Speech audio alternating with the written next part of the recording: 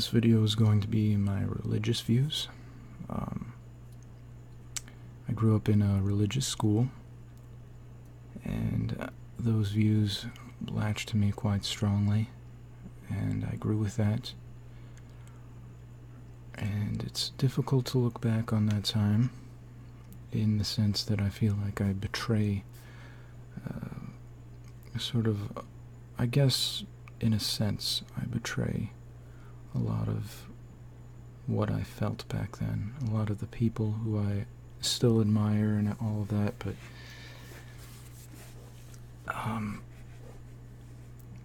my religious views changed a lot since then, and I guess it's because I don't know how much the views of other people have changed. Like, my teachers were obviously adults, and they still held their religious views, so like when I respect them, that's where a really large part of the betrayal feels. But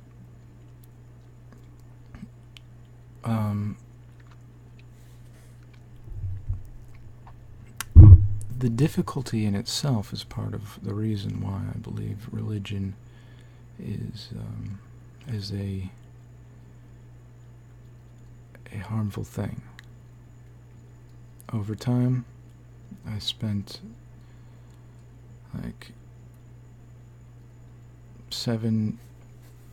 of the last 7 years I was on Reddit or so, 6 or 7. I skipped 1 year and then I was on Reddit. I guess according to this web timer thing I had, it said 5 hours a day. And for someone the way I am, the way I argue about things, that's a lot of time. It's like making a job out of arguing. And I believe that's one of the only reasons why I trust my views in a lot of ways now, enough that I would share them with people I know.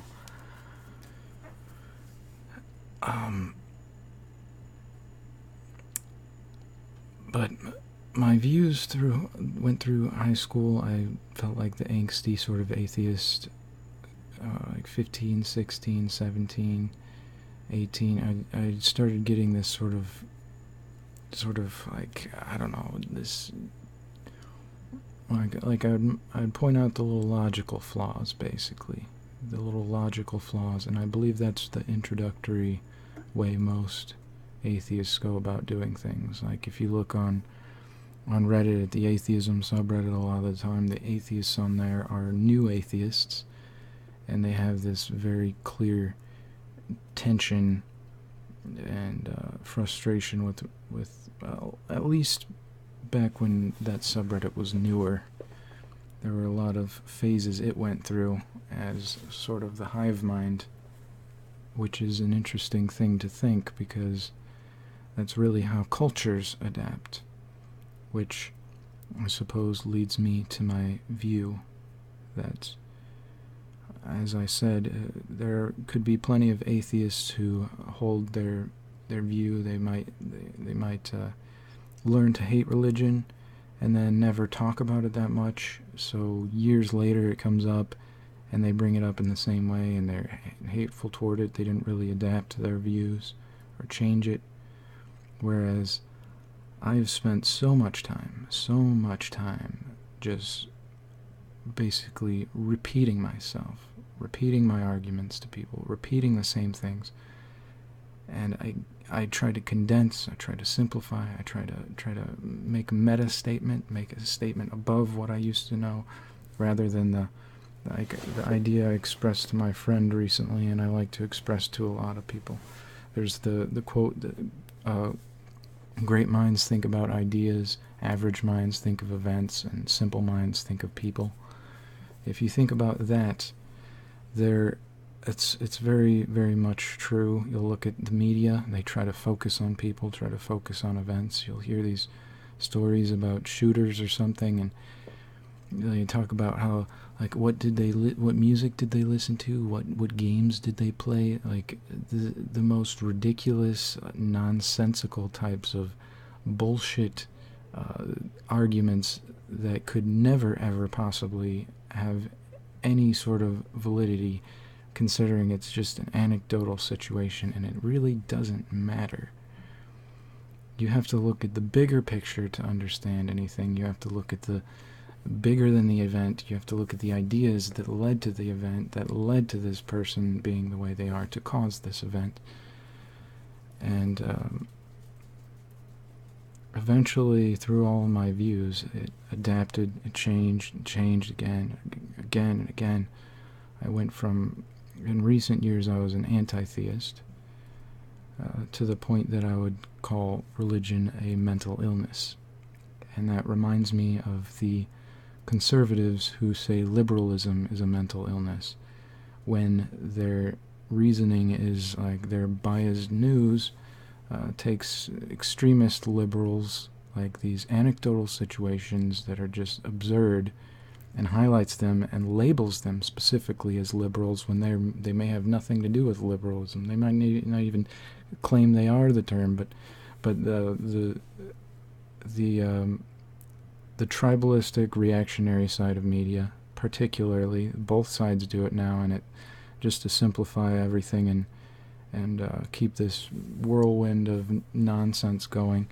The media works in the same way, which is, it's interesting to consider how all these things work, these greater ideas, in this way that America is pacifying us and numbing us to any possibility of action and change or positivity, progress, real progress. They make people hate the word progress. But my views adapted enough. I had to chisel out all of the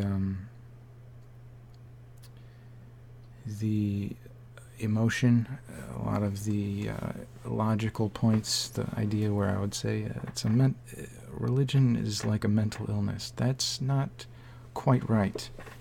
I knew that I was saying that for some reason, but I didn't understand, I didn't consider the truly logical reasoning for why I would say that, which is that religion is there are personality disorders, and obsessive-compulsive disorder is a personality disorder, because it gets to the point, the obsessions and compulsions get to a point of it causing a disorder in the person's life. It's maladaptive. And in the same sense, religion, I believe, is a cultural OCD. It is a cultural obsessive-compulsive disorder. It is based on the training people experience, the indoctrination. It is based on the metacognitive factor that is humanity. Animals are simple and they survive. Creatures have this internalized drive to survive. Even if you're extremely suicidal, if you see some gunman walk in the room and start blasting, you're not going to stand up. As much as the memes will joke about it, the internet memes that get spread around, people will joke that they're depressed enough to stand up when some gunner would start shooting at them, but the adrenaline gets to people. They would fight for their life at that moment. I can't imagine someone being so depressed that something like that happens and then they can passively sit there. Your mind is not normally so fixed on dying that you wouldn't be able to move out of fear. And in the same sense, metacognition, the ability to consider our own thinking, opens up this entire world of, as the Richard Dawkins coined the term meme, to define ideas that function in the same way that genes do, that they spread, they mutate, they get passed down from generations. But ideas themselves are so intangible, so like even our brain doesn't necessarily form this concrete picture of things. When we create a memory, it's like a sort of mushy idea, very just blur of things. So when you remember the idea, you remember it again, you remember it again. If you do that enough times, it's capable of skewing and distorting whatever it originally was. Like if I have, I don't know, I think I may have explained something like that in another video I had, but the memories distort over time, the memes distort over time. Religions are just these senseless compositions of all these ideas. But ultimately, I believe it's trying to focus, it's the development of the human mind, ideologies, as a mechanism for survival. Because humanity wishes to survive just as much as we wish to survive in the physical world. Our metacognitive state allows us to realize death is going to occur in the future. We're going to die. And at some point, that reality, whether maybe a family member died, imagine how it would have been when we were very primitive. A family member dies and you have to see them again. You can't possibly imagine that they're gone forever. So you create these illusions, these ideologies to continue our life after we die. When really, if the reality is that we just die, there's no illusion that's going to change that. And the reality is, it's incredibly unlikely to that some person in some book written in a human language would have anything to do with a deity. The physics of these ideas being these just scattered electrical symbols, it's like it's a physical thing. As a determinist, it's such a physical thing. It's as if we could ask a planet why it's rotating around a sun, a star, why it would do that. It's a physical process. Whatever it is that set everything in motion, it's beyond the capacity for some little physical entity that exists to understand. Our brains are amazing, but they're really just a tool to survive, and we have to realize there are many flaws in the logic of survival. There are greater types of logic that we need to follow.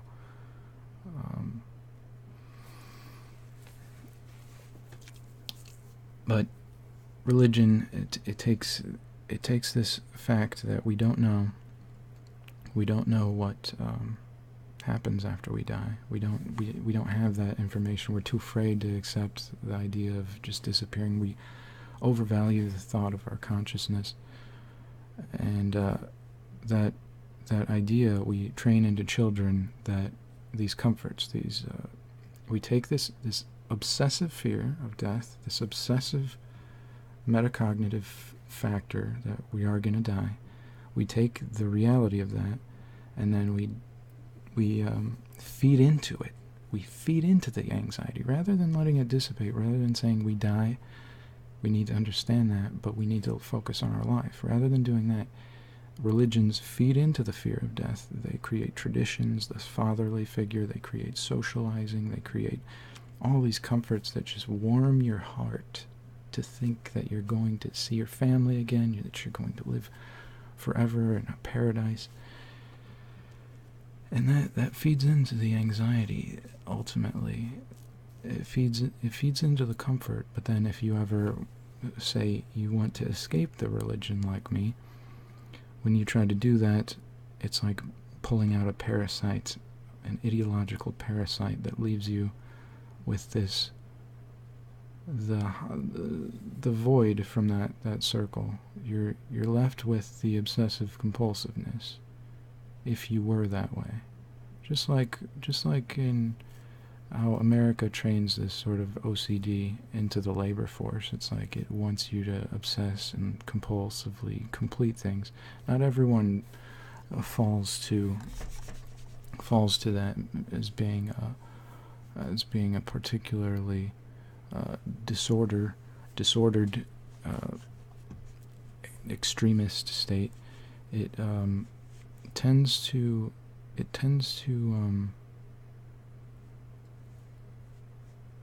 not get to the extremist point, much like religion. Most religious people tend to be the average people, but still, they give rise to the extremists. They warrant the extremists, and because of the maladaptive side of this cultural OCD, that is religion, they ultimately have this tribalism that when you attack them, it only strengthens them. So if you blame Muslims for being more having this violent religion, it's not going to make many of them want to be more peaceful. It's going to strengthen the extremists. It's going to make more people support the extremists. And that type of flawed aspect, I believe, is created by the very existence of the religions, the very maladaptive existence of these cultural compulsions due to these obsessions. There are these cultures. You're not the religions, the memes, the ideas that spread in, like, they wouldn't exist if they weren't strong.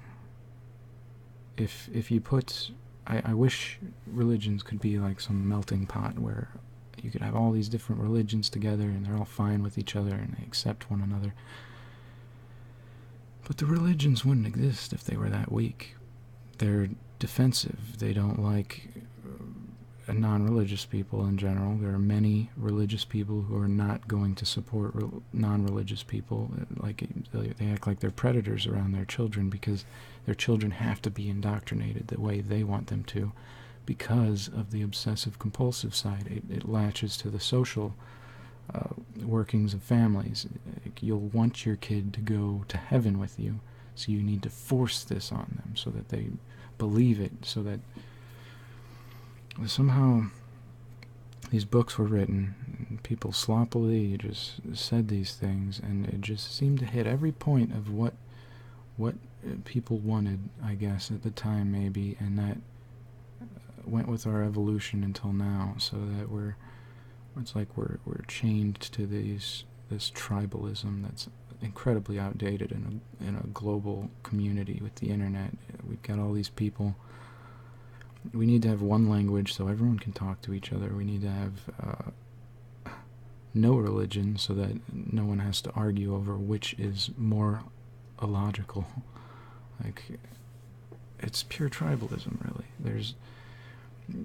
There's no logical reason. Even Pascal's wager is just humorous waste of thought. There's no reason to trust people who wrote some book.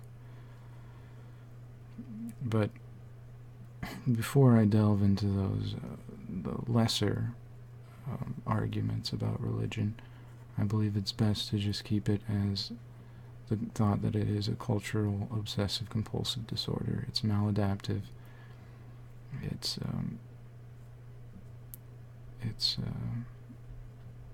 ultimately causes a lot of problematic developments in a society.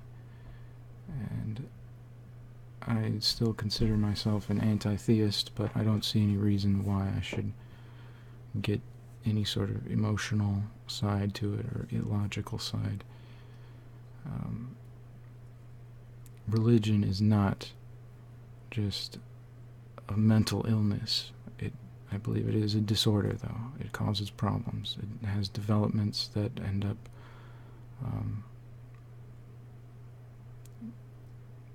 damaging societies. There used to be a strength, maybe, when tribes were necessary and people were that disconnected. But now it's in no way beneficial. I suppose that's most of my view, though. I'll leave this video here.